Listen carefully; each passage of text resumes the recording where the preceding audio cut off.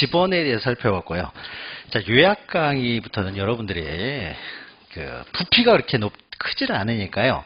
수업이 끝나면 바로바로 한 번씩은 정리를 하셔야 돼요. 그러니까 2주에 한 번씩 하다 보니까 자꾸 미루다 보면은요, 결국 안 보게 돼요. 다른 공부, 노는 게 아니잖아요. 다른 거 할 게 너무 많으니까. 그래서 자꾸 미루다 보면 미뤄지게 되고, 그러면 결국 나중에는 공시법이 굉장히 발목을 잡을 수가 있어요. 그럼 결국 이제 포기하게 되고 하는 거니까, 지금 우리가 막 이해했을 때 여러분이 스스로 다시 한번 이해하시면은 기억이 굉장히 오래 가니까, 끝나고 나면 반드시, 그날 만약 공부하고 정리를 하게 되면은 한 30분이나 1시간 안에 정리를 할 수가 있어요. 근데 한 일주일 있다 정리하면요, 몇 시간이 걸릴지 몰라요. 그래서 지금 요약 강의부터는 조금씩 정리하고 가시기 바랍니다. 자, 그러면 지목의 9분제 전답 과수원부터 나오게 되는 거죠. 자, 28개 모든 게 나왔어요. 그러니까 안 나온 게 없습니다. 매년 한두 문제 나오다 보니까 안 나온 지목이 없다. 그러니까 다 중요하다라고 보시면 돼요. 그래서 하나씩 보죠. 자, 먼저 전답 과수원 3개 있는데 이 3개의 공통점은요, 식물을 재배한다라고 하죠. 식물을 재배하죠. 자, 식물을 재배하는데 이제 구별할 줄 알아야 되겠죠. 그래서 만약에 식물을 재배하는데 재배하는 식물이 과수류다. 과수류면은 과수원이 되는 거고요. 과수류가 아니면은 전 또는 답이 되는데, 이때 물 밖에서 키우는 식물, 우리 법에서 이렇게 표현하죠. 물을 상시적으로 이용하지 않고 식물을 재배하면은 이것은 전이 되죠. 물론 여기는 과수류는 제외돼야 되겠죠. 과수류는 과수원이 되니까요. 또 죽순을 우리 죽순을 재배하면요, 죽순도 과수류 아니고 물 밖에서 재배하죠. 그러니까 이것도 재배란 말 들어갔고, 그러면은 물 밖에서 재배하니까 전이 되겠죠. 자, 답은 과수류가 아니면서요, 물 속에서 재배하는 식물이라는 거죠. 그래서 물을 상시적으로 직접 이용하여 식물을 재배하면 답이 된다. 이건 논답자, 받전자잖아요. 그러면 물 속에서 이렇게 재배하는 식물은 많지 않으니까 벼, 연, 미나리, 왕골, 이 정도는 좀 기억하시고요.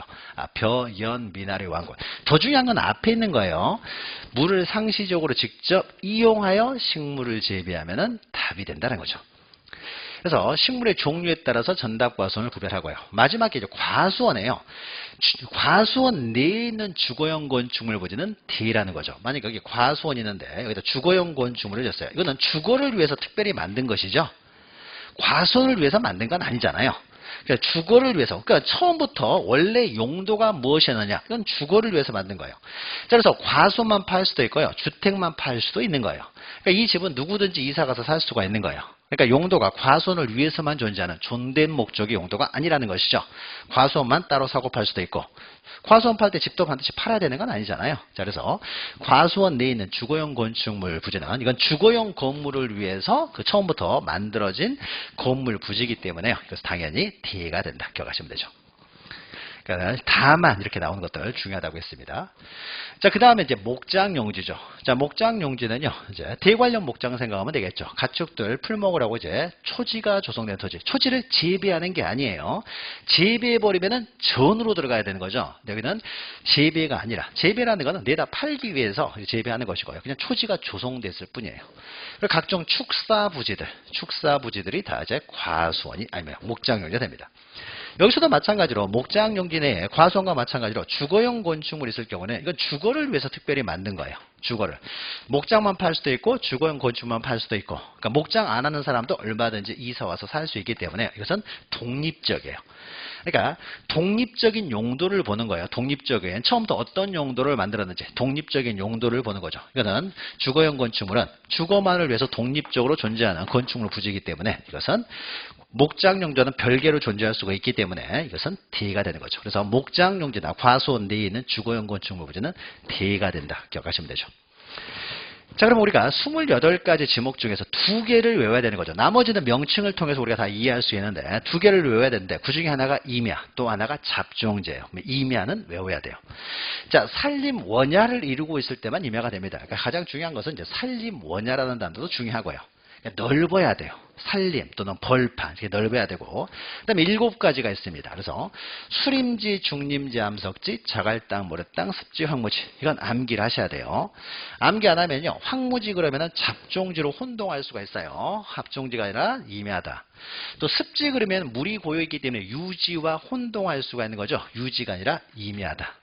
자갈 땅, 모래 땅 그러면 왠지 하천스럽지만 하천이 아니라 이것도 임야다라는 거죠. 수림지, 그러니까 나무가 우거진 것이죠. 그래서 수림지, 중림지, 암석지, 자갈 땅, 모래 땅, 습지, 항무지. 요것은 이렇게 외우셔야 됩니다. 그러니까 지목을 다 외울 필요는 없고요. 지목은 두 가지만 외우면 돼요. 임야랑 잡종지만 외우면 되고, 나머지는 명칭을 가지고 이해하면 되는 거니까요. 임야는 외우시고요. 자, 다음에 광천지요. 자, 광천지는 어떻습니까? 지하에서 액체가 솟구쳐 오르는 것이 광천지가 되는 거죠. 광천수 이렇게 하는 거죠. 그래서 광천지에서 중요한 것은요, 이 용출이라는 단어죠. 용출. 지하에서 액체가 용출되면, 그러니까 소규일 수도 있고 온수일 수도 있고, 그 온천 지역이랄지 뭐 소규가 나는 곳, 이런 것들이 다 광천지가 됩니다. 용출이라는 단어가 중요한 거죠. 그럼 용출구, 용출되는 구멍하고 흘러내려가지 못하도록 습니까? 막아야 되겠죠. 여기 토지가 이렇게 있으면은 여기서 소규가 나는 거예요. 소규가 나니까 습니까? 여기하고 구멍하고 습니까? 흘러내려가지 못하도록 막는 지역, 유지에 필요한 여기까지가 우리는 광천지가 되는 거죠. 광천지. 그래서 용출이라는 단어가 중요한 것이고요. 그러면 그 밑에 있는 거요. 우리 책에 보시면요. 책에 보시면은 박스에 가지고 뭐 나오는 것들은요. 제가 안 읽은 것들은 안 읽으셔도 됩니다. 그래서 광천지 보시면은 동그라미에 담안해 가지고 나오는 거죠. 자, 온수, 약수, 소규가 용출되는 곳이 광천지고요. 이것을요, 이제 운송하는 송유관 부지랄지, 송수관 부지, 또 저장시설 부지요. 여기 저장시설이 있고, 이쪽으로 보내기 위해서 송수관, 송유관을 뚫어가지고 이렇게 옵니다. 그럼 여기서 씁니까? 석유 나는 거 아니잖아요. 여기서 석유 나는 거 아니잖아요. 그래, 석유가 나는 곳만 광천지예요. 그러니까 송유관 부지랄지, 저장시설 부지는 여기서 석유 나는 건 아니기 때문에 이런 것들은 광천지가 되지 않고, 전국에 이런 게 몇 개 없겠죠. 그래서 이런 것들은 이제 잡종지가 됩니다. 그래서 구별할 줄 알아야 돼요. 자, 뭐 석유 들어간다고 해서 이게 다 광천지라고 해서는 안 되고, 석유가 나는 곳, 용출되는 것만 광천지지, 송유관이나 저장시설 부지는 광천지가 아니다라는 거죠. 자, 그리고 그 다음에 염전. 염전도요, 소금 만드는 곳이 염전이 되는 거죠. 그래서 뭐 간단하고요. 여기서도 이제 담아내가지고 나오는 게 중요합니다. 동그라미 2번 담아내가지고 소금을 채취하는데 천일염 방식에 이해하지 아니하고 동력으로 바닷물을 끌어들여서 소금을 제조하는 공장시설이에요. 이렇게 공장이라는 말이 나오면 이건 소금 공장으로서요, 다 공장 용지가 돼요. 그러니까 글을 읽다가 공장이라는 말이 나오면은 이것은 무조건 다 공장 용지가 된다 라는 거고요. 그 다음 밑에는 이제 대인데, 대는 이제 주거용 건축물 부지, 그 다음에 사무실, 뭐 회사 이런 거죠. 점포, 그러면 상가, 이런 거 다 대가 되는 거죠. 그 다음에 이제 문화생활 부지요. 뭐 박물관, 극장, 미술관, 이런 문화생활 부지도 이제 대가 되고. 여기서 끝나는 것이 아니라 그 필요한, 그러니까 대를 위한 필요한 공간까지, 부속시설까지 다 대가 되는 겁니다. 그러니까 뭐 단독주택 같은 경우 있으면 어떻습니까? 건물이 있는 바닥 부분만 대가 되는 것이 아니라 그 앞에 대문 열고 들어갔었습니까? 그 건물을 이용하는 데 필요한 공간까지 다 대가 되는 것이죠. 그러니까 정원 이런 것도 다 대가 되는 거죠. 여기서 기억해야 할 것이요. 이제 택지조성공사가 준공된 토지. 자, 공사, 토지공사가 준공됐어요. 자, 토지공사만 준공됐어요. 토지공사만 준공됐기 때문에 토지에는 아무것도 없는 겁니다. 그래서 아파트 단지를 만들기 위해서 토지를 다 밀어버렸어요. 원래 여기는 전이었는데 다 밀어버렸습니다. 그럼 더 이상 전이 아니죠. 전이 아니고 여기는 아무것도 없어요. 토지공사만 끝났으니까 아파트 들어서기 전에. 그럼 이 토지 지목을 뭐로 할 것이냐? 아무것도 없으니까 잡종지로 하느냐? 그게 아니라 조금 있으면 아파트가 들어설 거 아니에요. 그럼 조금 있으면 아파트가 들어서니까 이걸 잡종지로 했을 경우에는 조금 있다가 다시 또 뒤로 또 고쳐야 되는 거죠. 그러니까 애초에 그래서 사용 목적에 따라 지목을 처음부터 뒤로 해버린다는 거죠. 그래서 건물이 아무것도 없는 상태에서 토지공사만 준공된 토지는 그 사용 장쳤습니까? 사용 목적에 따라 지목을 정하는 거죠. 그래서 만약에 여기는 택지조성공사가 준공됐으니까 토지공사만 준공되고 아직 건축물, 그러니까 주거용 건축물이 들어서기 전이라고 하더라도 대가 되고, 공장 부지 공사가 준공이 되면은, 그러니까 공장 만들기 위해서 토지를 다 밀어버렸으면 공장용지, 학교 만들기 위해서 토지를 다 밀어버렸으면은 학교용지가 되는 거죠. 학교가 아직 들어서기 전이라고 하더라도. 그래서 이걸 사용 목적 추정의 원칙이라고 하는 거죠. 사용 목적. 그래서 토지공사만 준공돼도 그 사용 목적에 따라서 지목을 정하게 된다. 그 다음에 밑에 공장용지는요, 공장자 붙어 있으면요, 다 공장용지가 되는 거죠. 그래서 공장시설물 부지. 그 다음에 공장부지 조성공사가 준공됐어요. 그러니까 토지공사만 준공됐죠. 근데 공장부지 조성공사가 준공됐으니까 공장 만들기 위해서 밀었기 때문에 이것은 공장용지가 돼요. 그 뒤에 있는 것도 기억하셔야 돼요. 공장용지 같은 구역에 있는 것이면 그 무엇이 있든지 간에 다 공장용지가 되는 거죠. 그러면 여기에 공단이 있어요. 공단. 공장용지가 되겠죠. 공단. 넓죠? 공단 같은 경우는 공장용지예요. 그럼 여기서 공장 시설이 있는 것, 이 공장 굴뚝에서 연기 나오는 시설, 여기만 공장용지로 보는 것이 아니라 공장에서 이제 생활하는 사람들, 기숙사도 있을 것이고요. 여기다 다친 사람들 치료하기 위한 병원도 있을 것이고, 또 여기 뭐 휴식 시간에 놀 수 있도록 뭐 축구장도 있을 수도 있는 거죠. 뭐 축구장이면 여기는 체육용지가 되느냐, 기숙사에 있으면 그는 주거용 건축물로서 D가 되느냐, 병원이 있다고 해서 또 D가 되느냐, 그게 아니라는 거죠.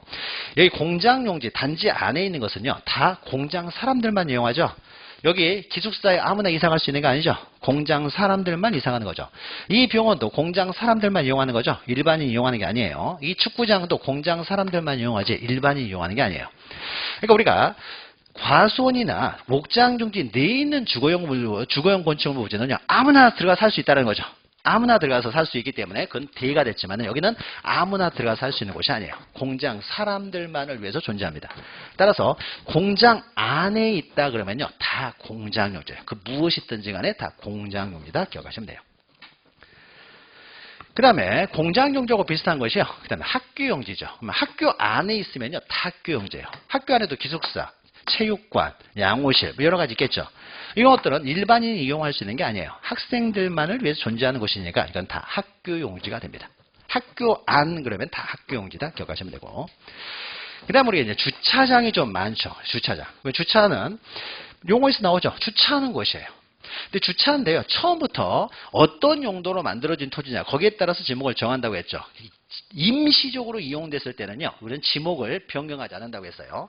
그래서 처음부터 주차만을 위해서 씁니까? 조성된 토지였을 때만 우리는 주차장이라고 해요. 주차장. 자, 그래서 주차장에서요, 밑에 보시면 이제 노상 주차장이에요. 물론 주차 전용 건축물 부지는 이건 주차만을 위한 건축물이기 때문에 당연히 주차장이 될 것이고요. 노상 주차장은 원칙적으로 도로로 만든 토지죠. 도로로 만들었다고 했으니까 잠시 여기다가 쓰니까 주차하는 거잖아요. 처음부터 주차장으로 만든 게 아니었죠. 그러니까 이것은 도로로도 이용이 되잖아요. 도로도 이용되면서 잠시 주차장으로, 주차 공간으로 일정 시간 동안에만 또 주차장으로 이용되는 거예요. 따라서 이것은 처음부터 도로로 조성된 토지이기 때문에 도로가 될 뿐 주차장이 아니다라는 거죠. 그 다음 밑에 있는 부설주차장도 기억하셔야 돼요. 부설주차장도 만약에 롯데백화점을 만들기 위해서요, 토지공사가 끝났어요. 롯데백화점을 만들기 위해서 토지공사가 끝났으면 롯데백화점은 상가라고 봐야 되겠죠. 그러니까 여기는 대로 조성된 토지가 되겠죠. 그러니까 건물 들어서기 전에도 여기는 대가 되겠죠. 다 밀어버리는 순간 대가 됩니다. 그러면 그 다음에 있습니까? 롯데백화점을 지었겠죠. 그럼 우리가 대라고 하는 것은 이 롯데백화점 바닥 부분만 대라고 보는 것이 아니라 롯데백화점을 이용하는 데 필요한 공간까지 다 대가 되는 거죠. 여기 전체가 다 대가 되는 거죠. 근데 여기 잠시 비어있는 곳에, 비어있는 공간이 있잖아요. 여기다 잠시 주차를 해요. 그럼 이것을 부설주차장이라고 합니다. 그러면 이 부설주차장은요, 처음부터 주차 용도로, 주차를 위해서 만들어진 토지가 아니죠. 대로 조성된 토지에 잠시 주차를 할 뿐이잖아요. 따라서 이것은 주차장으로 하지 않습니다. 여전히 대일 뿐이에요.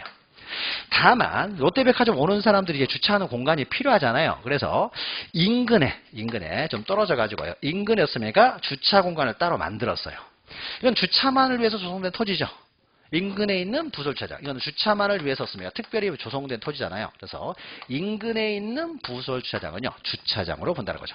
그래서 단순히 부설주차장은 주차장으로 하지 않아요. 지목을 변경할 수가 없다는 거죠. 그러나 인근에 주차만을 위해서 독립적으로 조성된 토지, 인근에 있는, 인근이라는 단어가 들어가야 되죠. 부설주차장은 주차장으로 본다는 거죠. 그 다음에 주차장은 주차 목적으로, 처음부터 주차만을 위해서 조성된 토지를 주차장이 되기 때문에 주차 목적으로 조성된 토지가 아니라 판매 목적으로 조성된 토지야. 판매를 위한 물류장, 야외 전시장은 주차 목적으로 조성된 토지가 아니잖아요. 그러니까 이것은 잡종지, 이런 거 이제 잡종지가 되고 주차장이 될 수는 없다는 거죠. 그러니까 항상 우리는 용도 보라고 그랬죠. 처음부터 어떤 용도로 조성된 토지냐, 그걸 봐야 돼요. 잠시 다른 용도로 사용된다고 해서 지목을 변경하지 않는다고 했습니다. 자, 그 다음에 이제 주유소용지예요. 주유소용지. 자, 주유소용지는요, 석유를 판매하는 곳이죠. 판매. 그러니까 석유가 용출되는 곳은 광천지고, 이 석유를 판매하는 곳이 주유소용지죠. 그러니까 외울 필요도 없죠. 석유 판매하는 게 주유소용지니까. 그러니까 석유만 판매하는 게 아니죠. 그러니까 LNG 가스도 팔잖아요. 액화 석유가스. 그 다음에 요새는 이제 전기차, 수소차가 나오니까 전기차, 전기, 수소 파는 것도 이제 주유소용지가 되는 거죠. 자, 그럼 여기서도 이제 담아내가지고요. 자동차, 선박, 기차 등의 제작, 정비, 공장 안 나오죠. 공장 안. 공장 안 그러면 다 이거는 공장 용지가 되는 거예요. 그러니까 공장 안에 설치된 급유, 송유설은 판매하는 게 아니잖아요. 공장 돌리기 위해서 급유를 하는 것이죠. 따라서 이것은 판매하는 게 아니기 때문에 주유소 용지가 아니라 그냥 공장 안 그러면 공장 용지다라는 거죠. 그 다음 밑에는 이제 창고 용지는요. 창고 용지는 이제 물건을 이제 보관하거나 저장하는 곳이 창고죠. 그러면 물건을 보관, 저장만을 위해서 독립적으로 조성된 토지가 창고 용지가 된다는 거예요. 창고 용지가 되기 때문에 여기서 중요한 거죠. 독립이라는 단어가 중요한 거죠. 공장 안에도 창고 있고요. 집에도 창고 있고 학교에도 창고 있어요. 그러면 창고 있다고 해서 그런 거 다 창고 용지가 되는 게 아니에요. 즉, 뭐 과수원 내에요. 여기 과수원이 있는데 과수류를 이제 재배를 하게 되면 저장하는 공간이 필요할 거 아니에요. 저장하는 저장고가 있습니다. 저장하는 곳이니까 여기는 그러면은 창고 용지가 되냐 있어서요. 이것은 이 저장고는 이 자체가 독립적인 목적이 아니라 과수원을 위해서만 존재하죠. 아까 주거용 건축물하고는 좀 틀려요. 이거는 과수원이 사라져뒀습니까? 대는 유지가 되는 거죠. 내가 과수원 안 한다고 해서 주거용 건물까지 허물어야 되는 것은 아닌 거죠. 그러니까 과수원이 사라지면요. 과수류를 저장하기 위한 저장고도 따라 사라질 거 아니에요. 이 과수류만을 위해 존재하는 저장고니까 이건 부속시설이라는 거죠. 부속시설은요. 주된 목적이었습니까? 편입해서 전체를 과수원을 한다는 거죠. 과수로. 그러니까 주된 용도에 따라 편입을 하는 것이지 따로 분필해가지고 별개의 지목을 부여할 필요는 없습니다. 그러니까 독립적이었을 때는 주종관계가 없으니까 이것은 독립적으로 지목을 설정해야 되지만 이건 주종관계가 있으니까 이런 경우는 독립적인 지목을 부여하는 것이 아니라 주된 용도에 편입하여 과수원으로 등록을 해요. 자, 그러면은 저장하는 곳이라고 해서요. 저장하는 곳이라고 해서 다 창고용지가 되는 것이 아니라 저장만을 위해서 조성된 토지예요. 그러니까 대표적인 것이 뭐 물류센터 부지가 되겠죠. 그러니까 고속도로 가다 보면 어떻습니까? 물류센터들이 있죠. 지하에는 농산물, 1층은 뭐 옷, 2층은 전자제품 이렇게 좀 나오잖아요. 이건 뭐예요? 창고만을 위해서 존재하는 거죠. 창고만을 위해서 조성된 토지죠. 주변에 아무것도 없어요.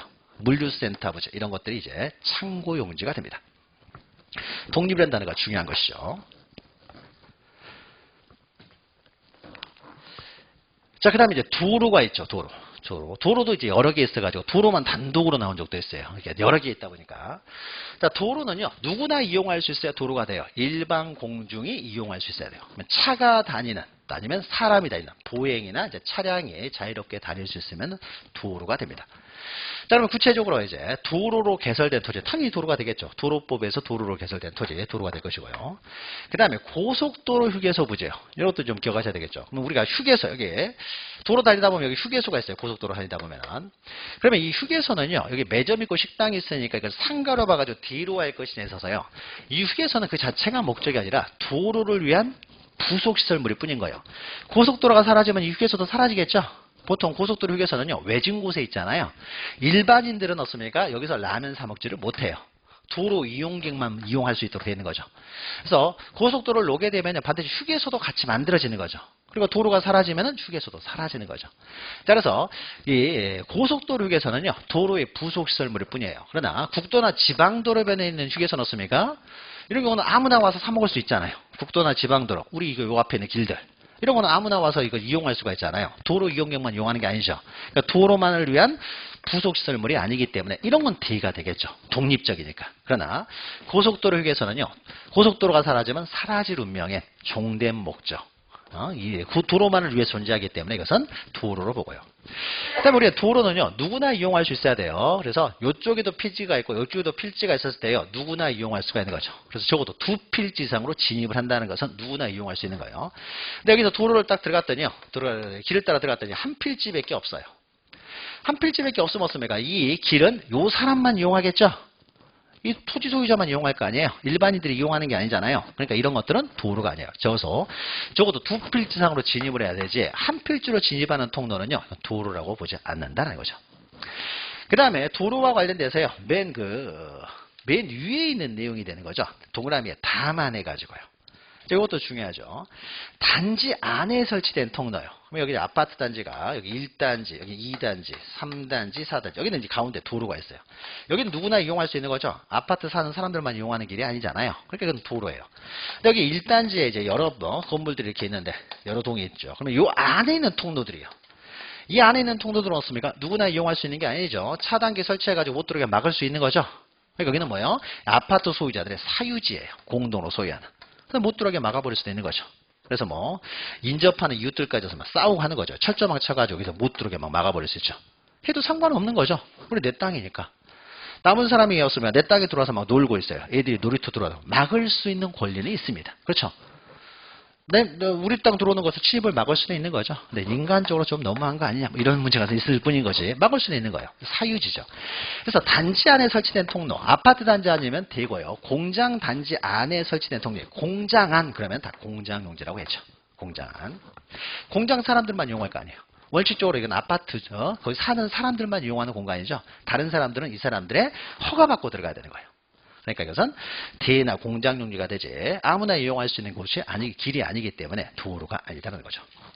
그럼 도로하고 이제 철도 용지를 구별하셔야 되는데 철도 용지는요 일정한 궤도, 즉 정해진 길을 따라 움직여요. 그러니까 철로가 있는 부지, 철로 부지가 이제 일정한 궤도가 이제 포인트가 되는 것이고 그러면 철도 용지가 됩니다. 그러면 우리가 서울에서 부산까지요 경부고속도로가 지나갈 때요 대전 역사가 있어요. 그럼 대전 역사, 뭐 천안 역사 이렇게 여기 있죠. 그럼 여기 있으면 여기에 매점 있고 식당이 있다고 해서 그러면은 철도 부지는 철도 용지지만은 여기 역사 부지는 또 D가 되느냐? 자, 철도가 사라지면 역사는 남아 있어요, 없어요? 그것도 사라질 거 아니에요. 그리고 역사의 원래 기능은 뭐예요? 표 끊고 기차 타러 만드는 것이죠. 본래의 용도는 그거죠. 표 끊고 기차 타는. 그러니까 철도를 위한 부속시설을 만들었는데 잠시 매점도 들어와 있고 식당도 들어왔을 뿐인 것이죠. 잠시 들어왔다고 해서 지목을 변경하는 거 아닙니다. 처음부터 어떤 목적으로 조성됐냐를 보는 거예요. 그래서 역사 부지는요 철도 용지예요. 철도의 일부로 봅니다. 마치 고속도로 휴게소하고 동일하게 비슷하게 이제 우리가 취급하면 되는 것이죠. 자, 그 다음에 이제 제방이죠.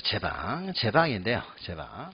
뭐 막기 위해서 못 들어오게 막으면요 이건 다 제방이 됩니다. 제방. 그래서 뭐 방파제, 방조제, 방사제 이런 거 다 제방이라고 하는 것인데요. 자.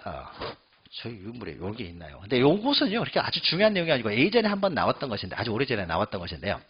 우리가, 한 필지는 하나의 지목만 설정할 수 있어요. 우리 책에는 이제 없는 내용인데, 한 필지는 하나의 용도만 할 수가 있어요. 근데 만약에 용도가 두 개 있으면 분할을 해야 되는데, 그 용도가 있습니까? 두 개가 있긴 한데, 이것이 주종 관계를 가지고 있을 때는요, 한 필지로 등록할 수 있는 거죠. 한 필지로 등록하면서 주된 용도로 등록하면 되잖아요. 그런데 만약에 이런 경우는 좀 이제 다른 거예요. 한 필지가 두 개의 용도로 사용되고 있는데요. 주종 관계가 없어요. 주종 관계가 있으면 주된 용도에 따라 편입을 하면 되는데 주종 관계가 없다는 거죠. 근데 분할도 안 돼요. 이때 어떻게 하느냐요. 대표적인 것이 여기 이제 바다인데 여기 이제 바다를 매립을 해요. 매립을 하는데 여기까지밖에 매립을 못했으니까요. 제방을 쌓아야 되겠죠. 제방을. 바닷물 못 들어가게. 그러면 저긴 제방이에요. 그러니까 제방의 용도로 만든 토지예요. 그러니까 여기는 제방이 됩니다. 근데 제방을 만들어 놓고요. 그 위에 아스팔트를 깔아놓고 도로로도 이용이 돼요. 그러니까 똑같은 토지가 있으면 두 개로 이용이 되는 거죠. 근데 여기서는 주종 관계가 없다는 거죠. 제방으로 만들었지만 여전히 도로로도 이용되고요.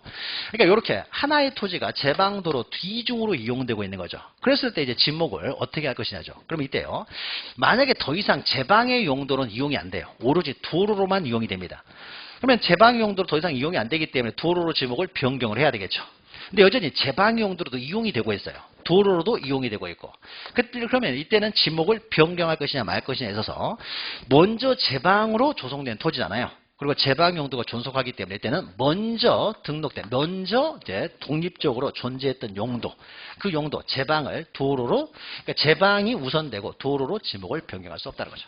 그래서 제방 위에 도로를 설치했을 경우에 여전히 제방의 목적도 존속하고 있으면 도로로 지목을 변경할 수 없다.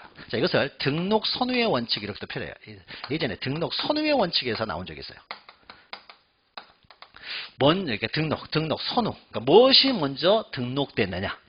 주종관계가 없었으면 먼저 등록된 지목이 우선된다라는 거예요. 참고로 좀 기억하시고요. 자, 그 다음에 이제 하천과 국어가 있죠. 하천과 국어. 그래서 우리는 토지 아니면은요, 바다예요. 바다가 아니면은 반대로 토지가 된다는 거죠. 그러면 토지는 다 등록을 합니다. 그럼 여기에 강이, 낙동강 흘러요. 낙동강은 바다 아니죠? 그러면 토지라는 거죠. 자, 그러면 토지면은요, 이 토지는 있습니까? 이제 물이 흐르는 토지가 되겠죠. 수로가 되는 거죠. 수로. 물이 흐르는 토지. 자, 수로는 물이 흐르는 토지는요, 두 가지가 있어요. 하천과 국어가 있다는 거죠. 물이 흐르는 토지는. 자, 그러면 이때 이 수로가 인공적으로 조성됐어요.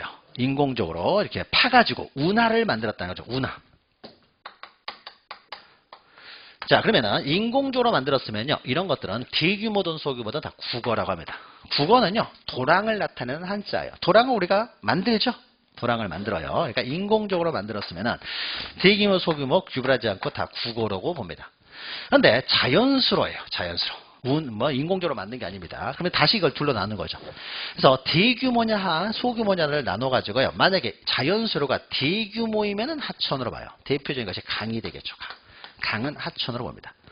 그 다음에 국어는 만약에 자연수로이지만 작아요.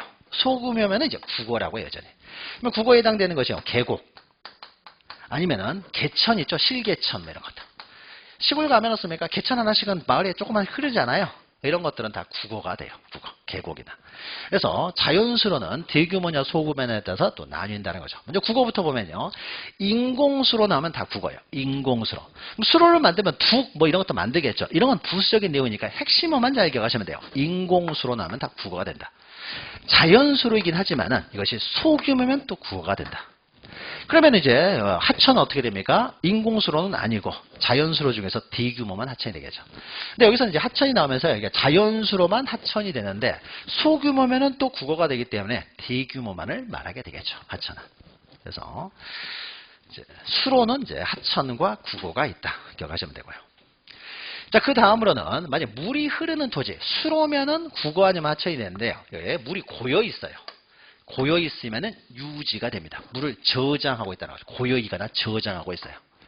뒤에 있는 것들은 몰라도 돼요. 물이 고여 있고 저장되어 있으면 뭐 댐, 저수지, 소류지, 호수, 연못 이런 것 외울 필요는 없고 물을 저장하고 있다. 고여 있으면은 우리는 유지가 됩니다.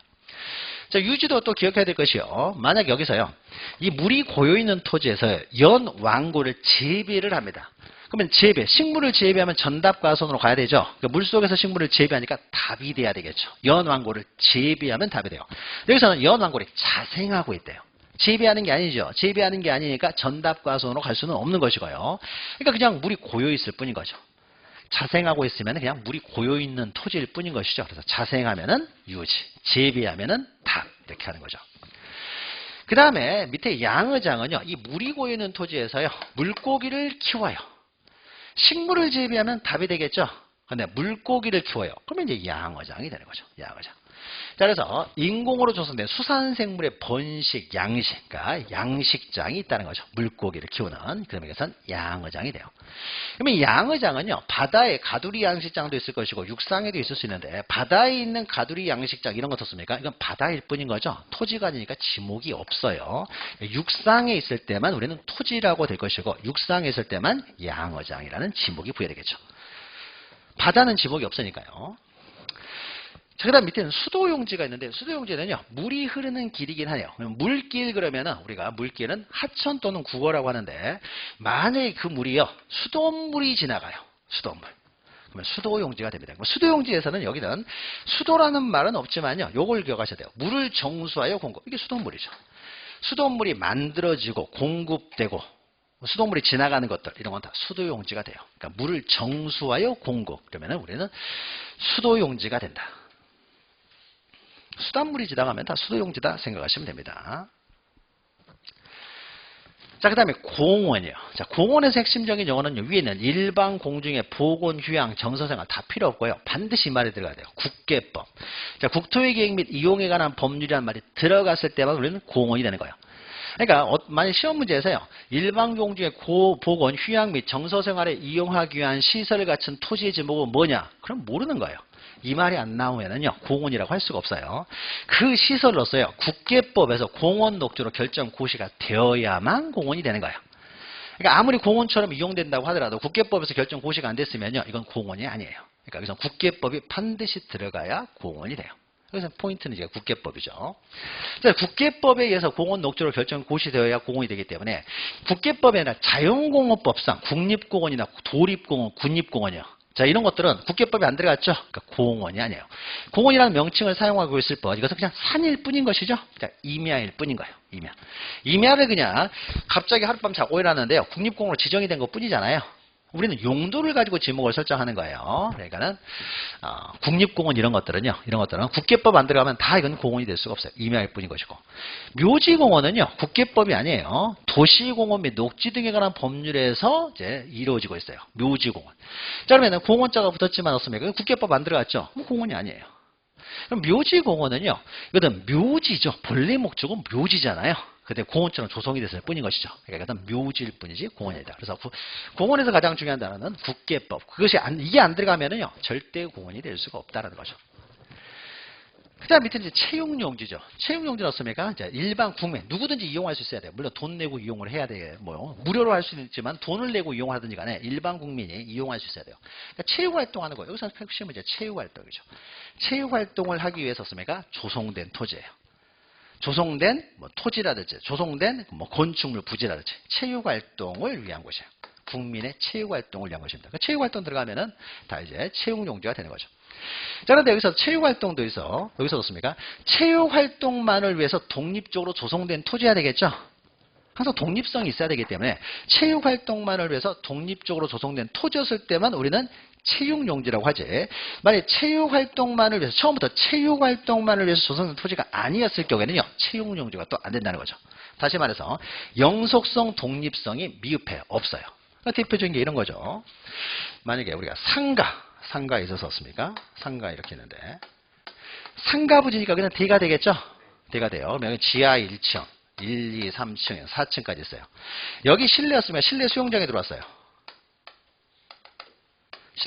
이거는 수영장만을 위해서 독립적으로 조성된 부지가 아니잖아요. 상가로 만들어진 것이었습니다. 잠시 수영장에 들어왔을 뿐이죠. 4층에 골프 연습장에 들어왔어요. 상가로 조성된 토지였습니까? 골프 연습장에 잠시 들어왔죠. 언제든지 호프 쪽으로 바뀌어버릴지 모르는 거죠. 그러니까 체육시설만을 위해서 독립적으로 조성된 토지가 아니라는 거죠. 그래서 수영만을 위해서 실내 수영장이 만들어졌어요. 이건 체육용지. 골프 연습장이 독립적으로 존재하는 것들 있잖아요. 그렇죠? 독립적으로 골프 연습장만 딱 있는 게 있죠. 상가 위에 있는 것이 아니라. 그건 뭐예요?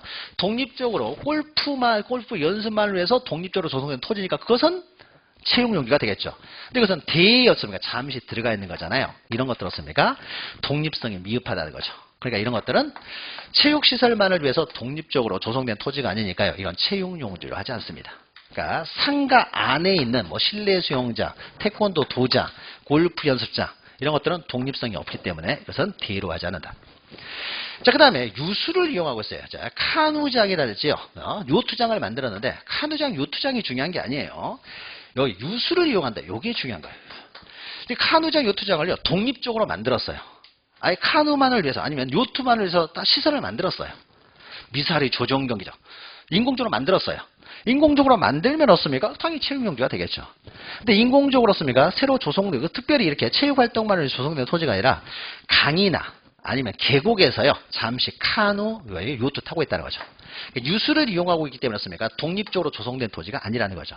그러면은 강에서 잠시였습니까? 요트 타면 이건 뭐예요? 그냥 하천일 뿐인 것이고, 그 다음에 계곡에서 카누 좀 타뒀습니까? 이것은 국어일 뿐인 것이죠. 국어일 뿐이다. 그러니까 가끔씩은요 이걸 외우시는 분들이 있어요. 정구장, 골프 연습장, 실내 수영장, 종합운동장, 이렇게 경륜장, 승마장 이걸 외우는 게 아니에요. 이것들이 어떠한 용도로 이용되고 있느냐가 지목을 결정하는 기준이 되는 거죠. 그렇죠? 지목을 결정하는 것은 용도에 따라서 지목을 결정합니다. 그래서 어떤 용도로 이용되고 있느냐, 이 실내 수영장이 어떤 용도로 이용되고 있느냐, 이 실내 수영장이 어떤 용도로 이용되고 있느냐, 거기에 따라 지목을 정하는 것이지 실내 수영장의 지목이 뭐냐 이러면 모르는 거예요. 용도를 알아야 우리가 알 수 있죠. 어떤 용도로 이용되느냐. 그 다음에 좀 더 나가면은요 이제 유원지요. 유원지도 마찬가지예요. 여기도 실내 수영장이 있어요. 여기도 실내 수영장이 있는데 여기는 실내 수영장, 수영만을 위한 공간도 아니고요. 여기는 먹고 마시고 식당도, 노래방도, 하룻밤 잘 수 있는 방갈로도 있고 여러 가지가 있어요. 뭐예요? 온 가족이 소풍 와서 노는 곳이죠. 여기 안에 수영장이 있어요. 그러면 이때 수영장은 뭐예요? 수영장은 뭡니까? 종합 위락시설로서의 수영장이죠. 실내 수영장, 체육용지 실내 수영장을 소풍 가는 거 아니잖아요. 여기도 소풍 가는 거 아니죠. 여기는 소풍 가죠. 에버랜드 이런데. 그러니까 이 실내 수영장이 어떤 용도로 이용되고 있느냐에 따라서 지목을 설정하는 것이죠. 그래서 여기서 중요한 것은 뒤에 있는 어린이 놀이터, 낚시터, 동물원, 식물원 이걸 외우는 게 아니에요. 이걸 외우고 있으면 어떻습니까? 이걸 외우고 있으면은 공부만 엄청나게 많이 했는데 사실은 뭐 남는 게 별로 없는 거죠. 그러니까 이걸 외우는 것이 아니라 앞에 있는 거죠. 종합위락시설이라는 거죠. 이런 것들이 종합위락시설로 이용됐을 때 우리는 유원지라고 해요. 그러니까 만약에 그게 동물원 이렇게 있는데 동물원 지목이 뭐냐 이렇게는 절대 나올 수가 없죠. 이 동물원이었습니까? 종합위락시설로서의 동물원이면은 유원지가 될 것이고요. 이 동물원이요 국계법에 의해서 공원 녹지로 결정 고시가 됐어요. 식물원도 마찬가지가 되겠죠. 이 식물원이 공원 녹지로 국계법에서 공원 녹지로 결정 고시된 식물원이다. 그럼 이거 공원이 되는 거고. 이 식물원이 종합위락시설로서 이용이 되고 있으면 유원지가 되는 거고요. 그래서 수식어를 보셔야 돼요. 수식어를.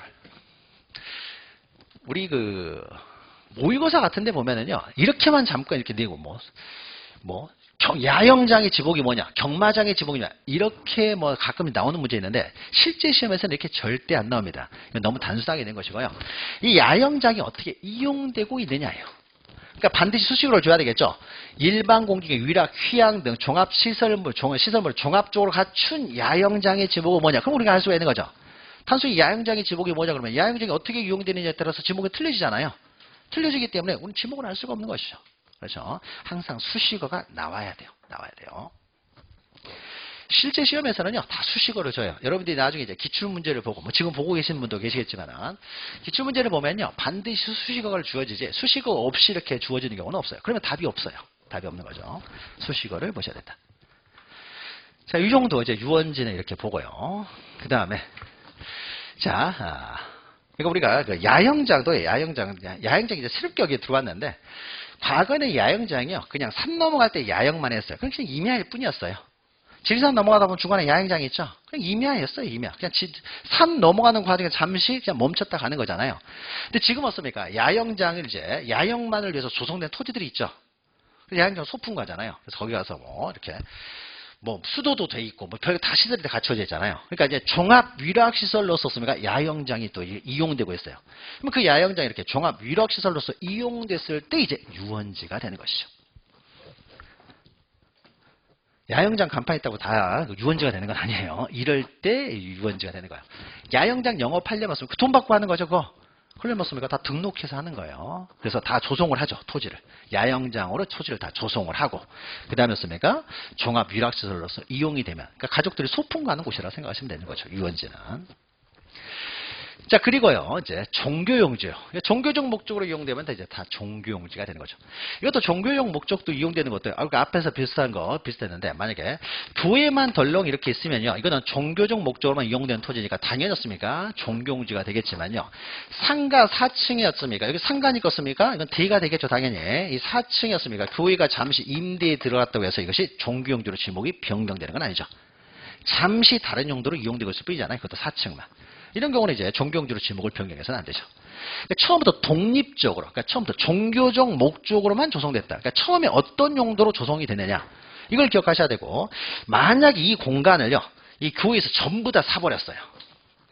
전부 다 사가지고 전체 건물이었습니까? 오로지 교회로만 이용이 돼요. 그럼 어떻습니까? 종교용지로 지목을 변경해야 되겠죠. 지목이 완전히 바뀌어버렸으니까. 그렇죠. 그러니까 임시적으로 이용될 때는 지목을 변경하지 않고 완전히 바뀌어버렸을 때, 이제 오로지 이제 대로는 이용 안 되고 오로지 종교용지로만 이용이 된다. 그러면 이제 종교용지로 지목을 변경해야 되겠지만 4층만 잠시 일부만 종교적 목적으로 이용된다고 해서 지목을 변경하는 건 아니라는 것이죠. 그러니까 우리가 앞에서 했던 그 지목의 설정 원칙이요. 이게 굉장히 중요한 거죠, 사실은. 그렇죠. 그러니까 요게 이해가 되면 어떻습니까? 그러니까 그런 방법으로 지목을 설정하겠다는 거예요. 그러니까 그 설정 원칙에 따라 지목을 설정하는 것이지, 설정 원칙과 전혀 별개로 우리가 이게 위해서는 다 암기하게 되니까 우리 설정 원칙을 꼭 기억하시면 돼요. 자, 그 다음에 사적지요. 자, 유적, 고적, 기념물, 이렇게 문화재가 있으면 사적이 됩니다. 다만 그 문화재가요, 학교용지, 공원, 종교용지 안에 있을 때는요, 따로 사적으로 지정하지 않고 그냥 통으로 학교용지, 공원, 종교용지로 취급합니다.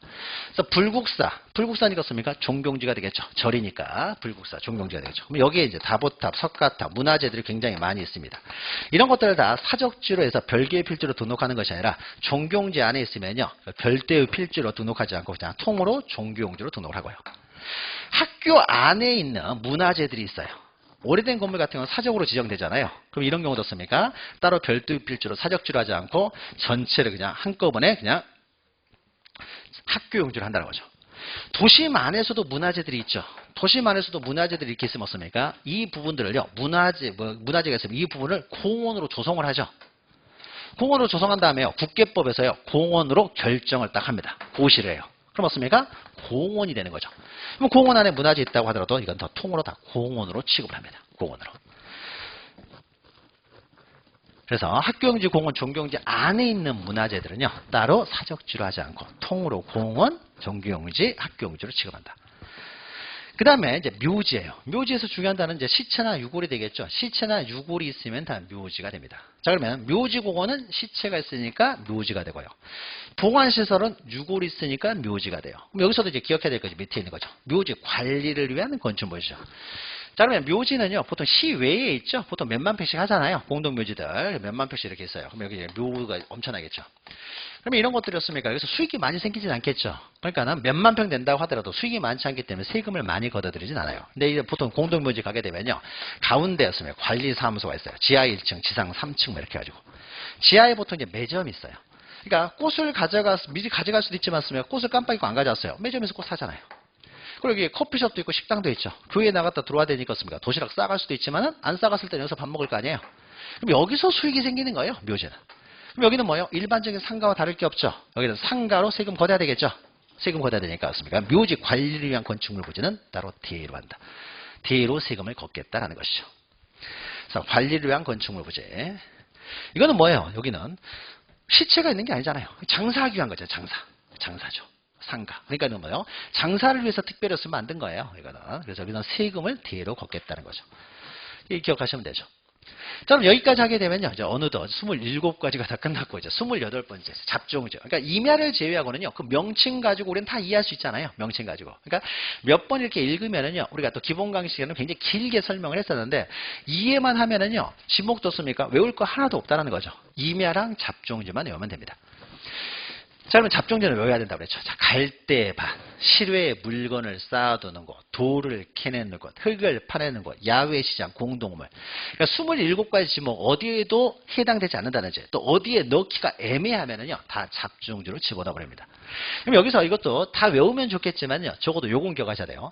단순히 돌을 캐내고 흙을 파내는 곳이라면요, 당연히 이것은 잡종지가 될 텐데, 잠시 돌을 캐내고 흙을 파낼 뿐이에요. 자, 원상회복을 조건으로 다시 덮는다는 거죠.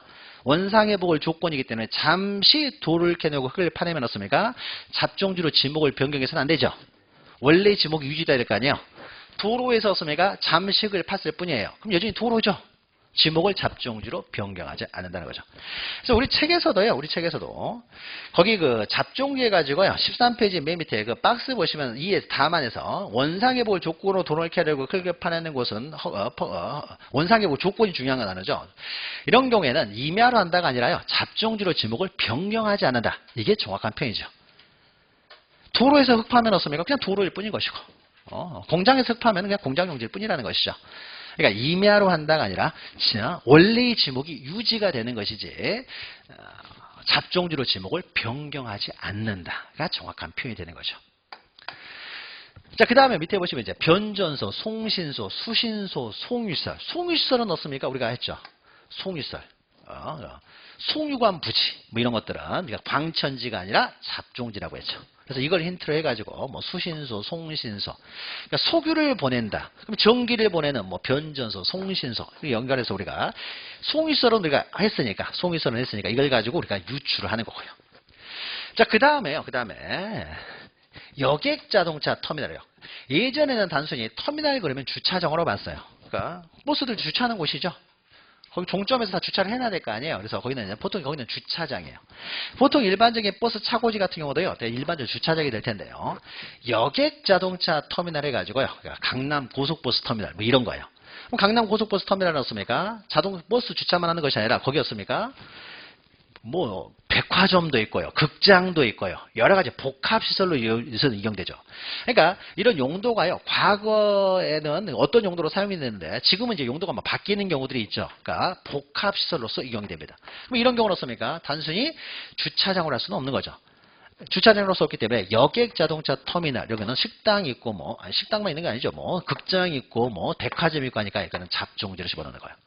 그러면 이것을 우리가 힌트를 얻어가지고요. 공항시설, 항만시설도 연결시킬 수가 있는 거죠. 공항에 우리가 비행기만 타는 거 아니죠. 반은 쇼핑하잖아요. 항만터미널 가가지고 여기서도 쇼핑할 거 아니에요. 이렇게 생각하면 되겠죠. 여객터미널에서 쇼핑하는 그러니까 터미널, 쇼핑하는 터미널 생각하면 되겠죠. 그래서 공항시설, 항만시설 이렇게 생각하면 되겠죠. 여기도 다 잡종지다. 그럼 우리가 여객 자동차 터미널을 통해서요. 자동차와 관련된 자동차 운전학원, 폐차장 이런 것들도 다 잡종이에요. 자동차 생각해가지고 폐차장, 자동차 운전학원. 그다음 밑에 보시면 또 그 밑에 기타 사항 해가지고요. 자동차 관련 시설들, 뭐 차고, 뭐 세차 시설 이런 것도 다. 그러니까 자동차 관련된 시설들은 다 이제 잡종지다 이렇게 생각하시면 되는 거죠. 연결시켜서 이해하시면 돼요. 이렇게 하면은 조금 이렇게 우리가 여러 번 하다 보면 이것도 이해가 되는 거죠. 그 다음에 기타 이제 도축장, 쓰레기 및 오물 처리장 이것도 잡종이에요. 그럼 쓰레기 및 오물 처리장을 통해서요 분뇨 종말 처리장 부재 이것도 연결되는 거죠. 이런 것들도 우리는 잡종지가 된다. 콩나물 재배사는 15년 전에 한번 나왔던 것인데요. 콩나물을 재배하는 곳에 해가지고요. 요새는 15년 전에 한번 나왔는데 요새는 이런 거 잘 안 나오는데 식물을 재배하는 전답과손 셋 중에서 골라야 되는데 뭐 콩나물을 재배하는 곳은 어떻게 되느냐? 콩나물을 재배하는 사라는 것은 건물을 말하는 거예요. 건물 나타내는 뭐 교사 그러면 어떻습니까? 그 학교 건물을 말하는 거죠. 그러니까 사는 이제 건물이에요. 콩나물을 재배하는 건축물 부지라고 하는 거예요. 자, 그러면은 재배는 전답과선에서 고르려고 했는데요. 과수류는 아니에요. 그럼 전 또는 답을 이렇게 들어가려고 했더니 콩나물이 좀 애매하다는 거죠. 물 밖에서 재배를 하지만요. 계속 물을 주고 있어요. 하루 종일 계속 물을 주니까 전 또는 답 어디에도 집어넣기 애매하니까요. 이것은 이제 잡종지로 집어넣었어요. 그러니까 이거 콩나물 재배사만 제외하고는요. 나머지는 그냥 식물 재배 나오면 무조건 전답과선으로 들어가면 돼요. 이건 약간 독특하죠. 재배하는 방식이. 그래서 이거는 잡종지로 가는 거고요. 그 다음에 위험물 이동 탱크 저장 시설을 부재했는데 이것이 과거에요. 위험물 이동 탱크 저장 시설을 부재해가지고 이것을 주유소용지로 나와가지고 틀린 적이 몇 번 틀리게 주유소용지에서 틀리게 나온 적이 한 2번 있어요. 주유소용지가 아니라 잡종지다. 우리가 주유소용지는요, 석유를 판매하는 것이죠. 위험물 이동 탱크. 자, 위험물이에요. 그러면 우리가 위험물 그러면 우리가 핵폐기물 이렇게 생각하죠. 핵폐기물. 판매하는 거 아니잖아요. 그러니까 핵폐기물 저장소 이런 것들은 잡종지가 되는 거예요. 판매하는 게 아니죠. 그러니까 주유소용지가 아니다라는 거죠. 그 다음에 공군 비행장 내 골프 연습장인데요. 여기서 중요한 것은 공군이에요. 공군. 비행장도 중요한 것이 아니고 골프 연습장도 중요한 거 아니고 군부대는요 다 잡종제예요. 그러니까 군부대 내에 넣습니까? 거주하는 관사도 있고 군인들 골프 치는 골프장도 있고 병원도 있고 여러 가지 있겠죠. 일반인들은 잘 못 들어가는 곳이잖아요. 군부대 내에요. 그러니까 군부대 내에는 그 무엇이 있든지 간에 없습니까? 다 이것은 잡종제예요. 그러니까 군부대 내에 있는 비행장, 군부대 내에 있는 골프 연습장. 뭐 비행장 내에 골프장 있을 때는 뭐 어떠지? 그러니까 비행장이 중요한 것이 아니라 공군이 중요한 거. 군부대 안에 있는 것들은 다 잡종제예요. 내비를 봐뒀습니까? 군부대 나오는 거는 아무것도 안 보여요. 그죠? 그다 보안시설들이죠. 보안시설이니까. 그러니까 군부대 내는 그냥 잡종지로 취급한다. 이렇게 기억하시면 됩니다. 자, 이렇게 기억하시고요. 자, 그 다음에 이제 마지막으로요. 지목의 표기 방법만 하면 되겠죠. 28가지 이렇게 정리를 하시면 돼요. 그 다음에 지목의 표기 방법은요. 자, 지목은 우리가 조금 이따가 이제 지적 공부에 종류별 등록상을 할 텐데요. 지목은요, 토지대장, 임야장, 지적도 임야도 딱 4곳에만 등록이 됩니다. 그럼 토지대장, 임야장에 등록을 할 때는요, 정식 명칭을 그대로 등록을 해요. 근데 도면에도 정식 명칭을 등록하려고 하다 보면은요, 정식 명칭 뭐 5자짜리도 있고 4자짜리도 있는 거죠. 그러면 도면에 기록하다 보면 옆 칸으로 막 넘어가 버리는 거죠. 우리가 도면에서 이렇게 쭉 이렇게 있는데. 만약에 여기가 17번지예요. 17번지인데 주유소용지예요. 주유소용지 다 써버리면 옆 칸으로 넘어가 버릴 거 아니에요. 그러니까 한자만 써요. 한자만. 이렇게 부호로 사용한다는 거죠. 한자만. 그래서 지적도 임야도 도면에는 부호로 사용한다. 그럼 부호는요. 첫 번째 글자가 부호가 되는 것이 원칙인데 4가지만 없으면 4가지. 차장천원에서 여기죠. 차장천원. 이 4가지는 두 번째 문자가 부호가 된다는 거죠. 나머지는 다 첫 번째 글자가 부호가 되고 차장천원이 4가지만 두 번째 글자가 부호가 되는 거죠.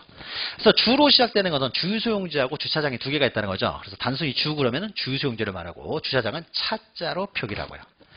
자, 공으로 시작되는 것이 공원하고 공장용지 2가지가 있다는 거죠. 그래서 단순히 공 그러면 공원이고 공장용지는 장자를 사용하고요. 유로 시작되는 것이 유원지가 있는가 하면은 또 유지가 있어요. 단순히 유 그러면 유지를 나타내고 유원지는 원자를 사용하고 하로 시작되는 것은 하천밖에 없어요. 그러다 네천자인 한자를 사용해서 그냥 천자를 사용합니다. 그래서 차장초는 이렇게 오는 거죠. 그래서 차장초는 이 네 가지 중에 부호도 시험 문제 잘 나옵니다. 그러면 차장초론에 해당되는 건지 아닌 건지를 먼저 확인해 가지고 차장초론 넷 중에 하나에 해당한다. 그러면 두 번째 글자 차장초론에 해당되지 않는 거다. 그러면 다 첫 번째 글자가 부호가 된다라는 거죠. 그리고 밑에 참고로 있는 거죠. 참고로 있는 내용은 이 네 곳에만 등록되지 나머지 지적공부, 즉 공유지원명부, 대지권등록부, 경계점 좌표 등록부에는 지목이 등록되지 않고 토지대장, 임야대장, 지적도 임야도에만 등록된다라는 거죠. 자, 여기까지 하게 되면요, 지목이 이제 등록하는 방법을 모두 했고요. 그 다음에 면적이 있는데 면적은 간단한 내용이기 때문에 면적을 마저 좀 보도록 하죠. 면적은 얼마 안 되니까요. 면적. 자, 그러면은 우리가 토지의 표시 그러면 소재, 지번, 지목, 면적, 경계 좌표인데 이 소재는요 동이름, 리이름을 말하는데 소재, 동이름, 리이름인데 이것은 법으로 정해지기 때문에 지적소관청에서 등록하는 게 아니에요. 법으로 정해지기 때문에 소재를 등록하는 방법은 따로 배우지 않고요. 또 마지막에는 좌표는요 너무 기술적이고 전문적인 내용이기 때문에 좌표 의미만 우리가 이해하면 되는 것이지 이것을 등록하는 방법까지는 다루진 않습니다. 그래서 가운데 네 가지만 없습니까? 등록 방법을 다루는 거죠. 그래서 15페이지 보시면 책으로 이제 면적이 나오죠. 면적을 좀 보죠. 자, 면적은요, 우리가 수평면상의 넓이를 말하는 거죠. 지표면의 넓이를 말하는 게 아니죠. 지표면은 항상 바람만 불어도 면적이 바뀌기 때문에, 토지가 이렇게 쓰면요, 이 지표면의 면적을 등록하는 것이 아니라 바닷면과 해수면과였으면 수평면상의 넓이, 이 면적을 등록을 하는 거죠. 이 면적은 어떻습니까? 이 면적은, 뭐 여기 삽질했다고 해서 면적이 바뀌는 게 아니죠. 그래서 수평면상의 넓이를 등록을 한다. 면적의 단위는 이제 제곱미터고요. 그 밑에 15페이지 보시면요. 면적 측정의 대상이 어떤 건 면적을 측정하고 어떤 건 면적을 측정하지 않느냐. 자, 면적 측정은 어떻습니까? 면적을 등록해야 된다 그러면 당연히 면적을 측정을 해야 되겠죠. 즉 측량을 해야 되는 거죠. 자, 그러면 왼쪽에 있는 것들은요. 우리가 다 측량하는 것들이에요. 그래서 측량하는 것을 우리가 뒤에서 공부를 하니까요. 오른쪽에 측량하지 않는 것만 좀 보죠. 자, 소재, 지번은 측량하고 상관이 없죠. 소재, 지번, 지목은 면적하고 상관이 없고요. 자, 면적의 이동이 발생함에도 불구하고 유일하게 측량하지 않는 것이 합병이라고 했죠. 그래서 합병은 면적은 그냥 합산해버리면 되지 따로 면적을 측정하지 않는다는 거죠. 우리가 분할은 어떻습니까? 당연히 측량을 해야 되죠. 한 필지로 씁니까? 두 필지로 분할을 해요. 자, 그러면은 한 필지로 두 필지, 이게 면적이 Z고 이게 만약에 면적을 측정했더니 X가 나왔어요. 그러면 어떻습니까? 이거 다 측량을 해야 되겠죠. 그러면 요 면적은 따로 측량하지 않고 그냥 Z-X 해가지고 등록해 버릴 수가 있느냐? 이렇게 할 수가 없습니다. 이렇게 해서는 안 되고요. 따로 또 측량을 해야 돼요. 따로 측량합니다. 만약에 이 Z-X에서 등록을 해버리면은 두 개가 일치하게 되겠죠. 근데 문제는요, 여기 잘못됐을 수가 있잖아요. 50년 전에 측량했던 이 면적이 잘못됐을 수도 있기 때문에 만약에 빼기 해가지고 따로 측량하지 않고 빼기해서 등록을 해버리면요, 이것도 여전히 또 잘못돼 버릴 거 아니에요. 그래서 분할할 때는 당연히 면적을 측정을 한대요. 이때도 필지마다 다 측량을 해요. 그러니까 우리가 면적을 측정할 때는 필지마다 면적을 등록해야 될 거 아니에요. 필지마다 면적을 등록하기 때문에 필지마다 면적을 측정한다. 이것도 기억하셔야 돼요. 분할할 때 필지마다 다 면적을 측정할 필요 없이 맨 마지막 토지의 면적은 기존의 면적에서 이거요. 기존의 면적에서 이걸 빼가지고 그대로 등록해 버리느냐? 그게 아니라는 거죠. 필지마다 다 측량을 합니다. 근데 합병은 없습니까? 이 상태에서 거꾸로 이제 합병을 하게 되면 이제 이때는 면적을 그냥 합산하면 된다. 그래서 면적 경계 좌표 이동이 있음에도 불구하고 유일하게 측량하지 않는 것이 이제 합병이 되는 거고요. 그다음에 4번은요. 면적의 증감 없이 경계 위치만을 수정을 해요. 그래서 우리 윗물에도 좀 약간 있는 것인데, 그러니까 면적의 증감이 없다고 했잖아요. 증감이 없으니까 면적 측정을 할 필요 없죠. 그럼 이때는 어떻습니까? 경계 위치를 정정하기 때문에 경계에 관한 측량은 해야 돼요. 경계 측량만 하면 되지 면적 측정까지는 할 필요가 없는 거죠. 대표적인 예가 이런 거죠. 우리가 등록상 정정할 때 했던 거죠. 여기 이제 과수원이 있는데 주거용 건축물이 있어요. 대로 이제 등록이 됐어요. 이렇게 등록이 됐는데 사실은 대의 위치가 여기가 아니라 여기였어야 되는데 여기로 온 거예요. 모양 그대로 옮기면 되는 거죠. 면적은 그대로잖아요. 경계만 옮기는 거죠. 경계만. 그러니까 이때는 경계 측량만 하면 되는 것이지 면적 측정을 또 할 필요는 없는 것이죠. 모양만 살짝 옮기면 되는 거니까요. 면적이 증감 없으니까. 그 다음에 5번째 보시면 경계보건 측량하고 지적 현황 측량이 있는데요. 자, 이것은 면적을 등록하기 위한 게 아니에요. 지적공부에 등록된 경계점을 지상에 복원만 하려고 하는 거잖아요. 경계를 찾아가는 거예요. 지적 현황 측량이라는 것은 현재 건축물이 경계를 넘어섰느냐 넘어서지 않느냐 그것만 확인하는 거예요.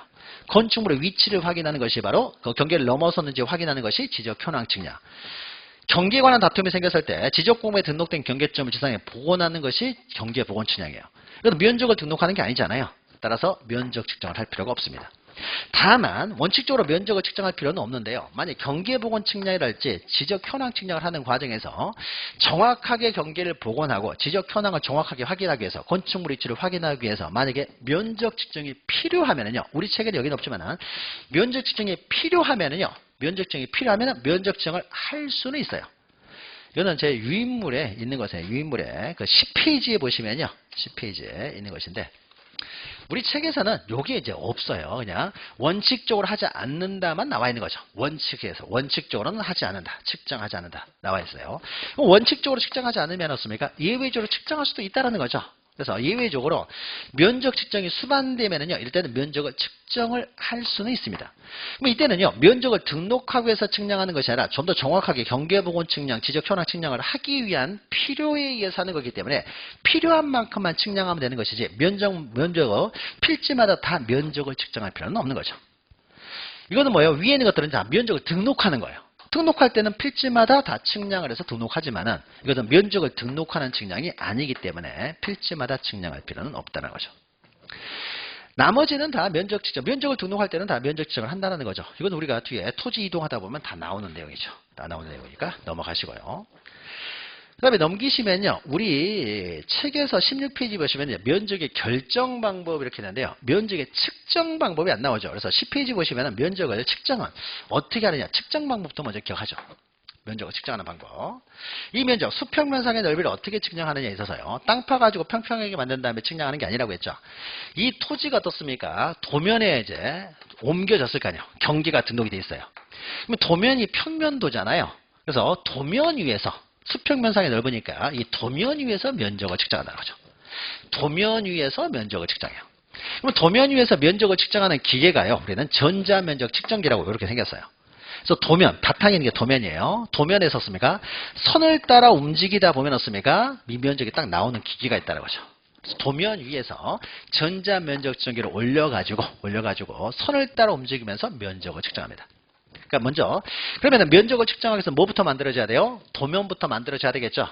그럼 도면을 만들기 위한 측량이 뭐냐? 평판 측량이라고 해요. 평면도를 만드는 측량에 따라서 평판 측량을 하고 평판 측량을 했다는 것은 도면을 만들었다는 거예요. 평면도를. 그래서 평면도를 만든 다음이었습니까? 그 도면 위에서 전자면적 측정기를 가지고 면적을 측정을 한다는 거죠. 근데 전자면적 측정기로 습니까? 선을 따라서 이렇게 움직이다 보면은 면적이 나오게 되는데 이 선이 두께를 가지고 있다 보니까 전자면적 측정기로 측정을 하다 보면 항상 오차가 발생할 수밖에 없는 거죠. 그래서 땅값이 비싼 지역 같은 경우는요. 작은 오차도 땅값에 크게 영향을 미치기 때문에 땅값이 비싼 지역, 보다 구체적으로 지적 확정 측량 실시지역, 도시개발 사업에 했다는 거죠. 아니면 또 축척 변경 사업 시행 지역. 여기서는요. 좌표값 가지고 한다는 거죠. 그래서 이 좌표를 대입해서 면적을 측정해요. 좌표값이 이미 구워져 있기 때문에 오차가 발생할 수가 없는 거죠. 오전에 측량했을 때와 오후에 측량했을 때 A가 측량했을 때와 B가 측량했을 때 항상 가격은 동일하게 나오겠죠. 값은. 근데 만약에 선을 따라 움직이면 어떻습니까? 오전에 측량했을 때와 오후에 측량했을 때 A가 측량했을 때 B가 측량했을 때 측량할 때마다 오차가 나오겠죠. 선이 두께를 가지고 있으니까 안으로 움직이느냐 밖으로 움직이느냐에 따라서 그래서 오차가 없도록 하기 위해서요.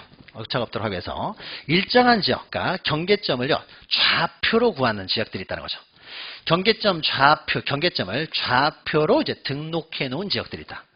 그래 나중에 우리가 이제 다음 시간에 경계점 좌표 등록부를 또 하게 될 텐데, 그러니까 경계점 좌표 등록부라는 것은 지적 확정 측량 실시지역, 도시개발 사업을 통해서 지적 확정 측량 실시지역이라든지 축척 변경 사업 시행지역. 자 여기서 맞습니까? 경계점 좌표를 두고 있는 거죠. 그러면 전국의 한 10% 정도 되는 그 토지들은 경계점 좌표를 가지고 있고 좌표가 있을 때는 어떻습니까? 그 좌표를 대입해서 면적을 측정하는 거죠. 그러면 경계점 좌표를 구하는 이제 측량 방법이 또 있어야 되겠죠. 그래서 좌표를 구하는 측량 방법으로는 경위의 측량이라고 하는 거죠. 경도와 위도를 구하는 기계 이름을 우리는 경위의라고 했고 이 기계 이름을 따가지고 우리는 경위 측량이라고 하는 거고 경위 측량을 했다는 것은요. 그러면은 경계점을 좌표로 구했다는 것이고 이 지역에서는 반드시 좌표를 대입해서 면적을 측정해야 되지 절대 없습니까? 전자면적 측정기로 측량을 해서는 안 되는 거죠.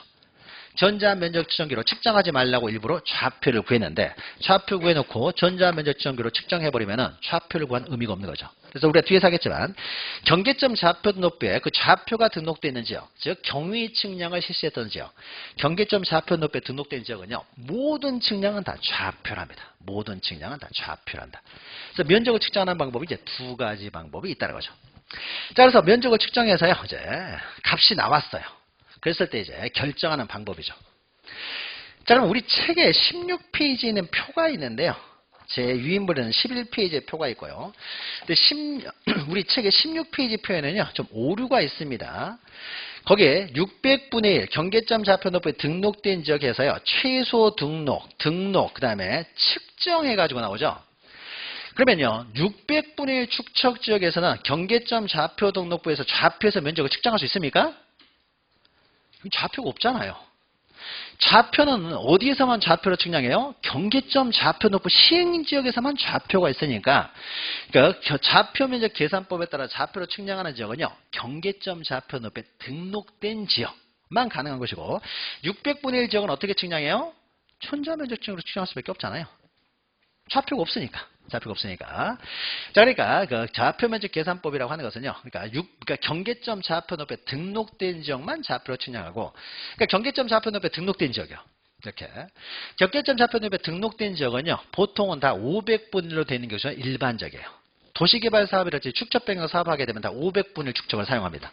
그러니까 경계점 좌표 등록부 시행지역에서는 정확하게 면적의 값을 알 수 있으니까 0.1 제곱미터 단위까지 등록을 하고요. 경계점 좌표 등록부에 등록되지 않은 지역에서 가장 비싼 토지는 600분의 1 지역이 되겠죠. 그럼 여기는 경계점 좌표 등록부에 등록되지 않은 지역이니까 좌표로 면적을 측정할 수는 없고 전자 면적 측정기로 측정을 하지만은 땅값이 비싼 지역이기 때문에 여기 지역도 씁니까? 0.1까지 등록을 한다는 거죠. 우리 책하고는 좀 다른 거죠. 책에 좀 오류가 있는 거죠. 그러니까 그 측정은 가입표를 쳐버리는 게 나은 거죠. 그러니까 우리 유인물에 있는 거. 그래서 경계점 좌표 등록부 시행지역은 다 좌표로. 그럼 나머지 축척 지역이요. 요 지역들 어떻습니까? 요 지역들은 다 전자면적 측정기로 측정을 하는 거죠. 다만 전자면적 측정기로 측정을 했을 때 등록하는 방법에 있어서는 유일하게 600분의 1짜리만 0.1까지, 나머지는 다 1제곱미터 단위로 등록하는 거죠. 그러면 과거에는요, 축척의 종류도 이제 시험 문제가 나와가지고요, 축척의 종류도 최근에 한 2번 나왔어요. 그러면 축척의 종류는요, 우리가 7가지가 있는데 따로 외울 필요 없이요, 이 지적 공부가 우리가 일제 때 처음에 만들어졌다고 했어요. 일제 때 처음에 만들 때요, 일본 애들이요, 1200분의 1 축척을 기준으로 삼았다는 거죠. 그럼 그때는 대부분이 다 시골이었을 거 아니에요. 그래서 보통은 이제 다 1200분을 기준으로 한 다음에 도시 같은 경우는 없으면 좀 확대할 필요가 있겠죠. 그때는 도시가 그렇게 뭐 크지도 않았고 많지도 않았어요. 그러면 2배로 확대해요. 그러니까 600분의 1짜리가 나오고요. 시골인데 2배로 또 축소를 해버려요. 사람이 별로 덜 사는 곳도 있을 테니까 2배로 축소하니까 어떻습니까? 2400분의 1. 근데 사람이 아예 안 사는 지역도 있죠. 그러면 한 필지 한 필지가 굉장히 넓겠죠. 도시로 들어오면 들어올수록 어떻습니까? 한 필지가 작잖아요. 산을 뭐 100평을 가지고 있다. 그건 가격이 없죠. 서울시에서 100평에 소유하고 있어요. 그거는 뭐 어마어마한 부자죠. 다르죠. 시골에서는 어떻습니까? 산은 어떻습니까? 한 10,000평, 뭐 10만 평 정도는 가지고 있어야 의미가 있는 거잖아요. 그러니까 사람이 안 사는 곳이에요. 그러니까 5배로 축소를 해버려요. 5배 축소하니까 어떻습니까? 6,000분의 1. 여기 사람이 살기 시작하니까 2배로 확대를 해요. 그러니까 어떻습니까? 3,000분의 1. 그래서 일제 때는요, 5개를 사용을 했어요. 일제 때는 이렇게 1200분의 1만 기억하시겠습니까? 2배 확대했다가 2배 축소했다가 5배 축소했다가 다시 2배 확대한다. 그러면 어떻습니까? 이것만 기억하면 이제 해결이 되는 거죠. 자, 그런데 일제 때는 이렇게 하다 보니까요, 축척이 뭐 1200분의 600분의 하다 보니까 계산했을 때 소수점이 많이 나오는 거예요. 그러니까 어떻습니까? 다시 이제 우리 손으로 도면을 만드는 과정에서요, 도심이 이제 600분의 1에서 그대로 있다고 했다가 만약 도심 지역을요, 지적 확정 측량을 했다랄지 아니면 축척 변경을 했어요. 그래서 다시 이제 도면을 만들 때는요, 도심 지역은 어떻습니까? 500분의 1로. 그러면 소수점 절 나올 거 아니에요. 시골 같은 경우는 어떻습니까? 경지정리 사업을 하죠. 구획정리 사업. 그러면 다시 이제 확정하는 측량을 해야 될 거 아니에요. 면적 경계 좌표로. 그래서 다시 도면을 만들겠죠. 그 도면을 만들 때요, 1200분이었으니까 이제 1000분의 1로 만드는 거예요. 소수점 적게 나오려고. 이렇게 만드는 거죠. 그러니까 지금은 어떻습니까? 이 2가지가 포함돼 가지고 어떻습니까? 7가지가 있다는 거죠. 그러면 지적도는요, 7가지를 다 사용을 해요. 7가지를 다 사용하고, 임야도는 딱 2가지만 사용해요. 거기 사람 안 사니까 거의. 그러면 축척의 종류였습니까? 우리가 1200분의 기준만 하면은요, 7개를 딱 외울 필요가 없죠. 그래서 예전에 시험 문제가 여기 2000분의 1이 나왔어요. 2000분의 2000분의 1은 없죠. 2000분의 1은. 그래서 2000분의 1이 나와서 틀리게 나온 적이 있으니까 1200분의 1만 이렇게 기억하시면 돼요. 그리고 500분의 1 지역은요, 다 경계점 좌표 눈에 등록되어 있습니다. 다 등록되어 있으니까 이런 건 다 좌표로 면적을 측정할 것이고요. 여기 지역은 어떻습니까? 경계점 좌표 눈에 등록되어 있는 지역도 있을 수가 있어요. 1000분의 1짜리도 가끔은 경계점 좌표 눈에 등록된 경우도 있어요. 축척이 1000분의 1인데 만약에 경계점 좌표 눈에 등록되어 있다라면 0.1까지. 그러니까 경계점 좌표 눈에 시행된 등록부에 등록된 지역은요, 축척과 상관없이 항상 0.1. 경계점 좌표 눈에 등록되지 않은 지역이라면은 600분의 1만 0.1, 나머지는 1제곱미터로 등록을 한다는 거죠. 그러니까 다 자릿수죠.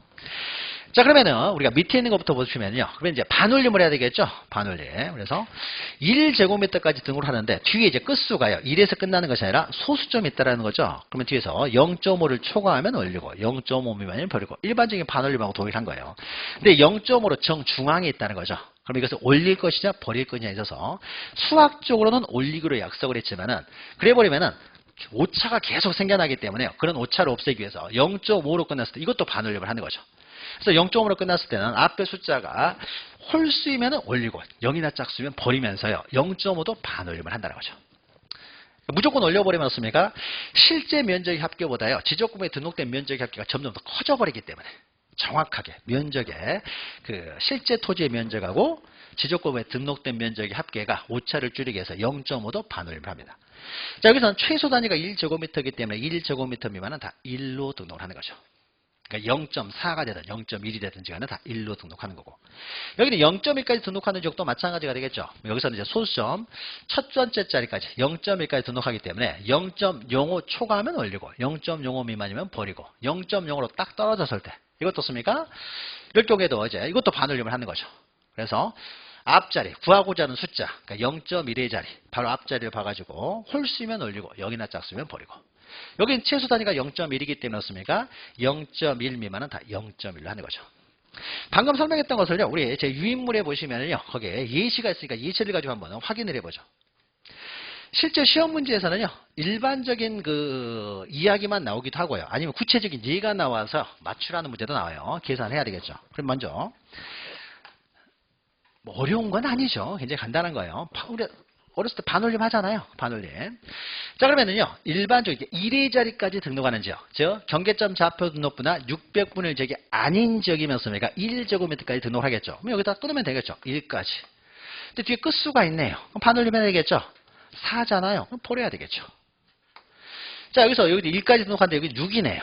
반올림 올려야 되겠죠. 그러니까 이건 올려야 되겠죠. 올려서 543. 자, 그럼 여기서 어떻습니까? 1이 자니까 여기서 끊어야 되겠죠. 끊고 뒤를 받아서 어떻습니까? 이건 어떻습니까? 5 미만이죠. 4, 9니까 5 미만이잖아요. 그러니까 이건 버려야 되겠죠. 당연히. 이 정도 우리는 반올림을 할 수 있으니까요. 그 다음에 여기는 어떻습니까? 저 여기서 끊었더니 어떻습니까? 뒤에 딱 봤더니 어떻습니까? 끊었는데 5, 1이니까 어떻습니까? 5를 초과하고 있죠. 5, 1이잖아요. 그러니까 이때 어떻습니까? 올려야 되겠죠. 당연히. 근데 밑에를 보니까요. 여기서 끊었는데 5로 딱 떨어졌어요. 그렇죠? 5로 딱 떨어졌으니까 정중앙에 있다는 거죠, 지금. 4, 9는 아래쪽에 있는 거고, 5, 1은 오른쪽, 이게 위에가 있는 거고요.